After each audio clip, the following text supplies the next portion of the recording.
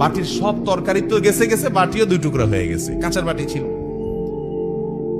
এই দৃশ্য নবী করিম সাল্লাল্লাহু আলাইহি ওয়াসাল্লাম দেখার পর উনি বাইরে হয়ে আসলেন, যা উঠান থেকে নিজের হাতে সে ভাঙা বাটিটা নিয়ে আসলেন। আনার পর একই শেপের একই ধরনের আরেকটা বাটি এই ঘরেও ছিল, আসলে তার ঘরে ওই খালি বাটিটা নিয়ে কাজের মেয়ের হাতে দিয়ে বললেন, এটা নিয়ে ওই বাসায় চলে যাও এবং খবরদার মুখে তালা, এখানে কি ঘটেছে এর কোনো কথা বলা যাবে না, শুধু বাটিটা সেখানে ফেরত দিবা।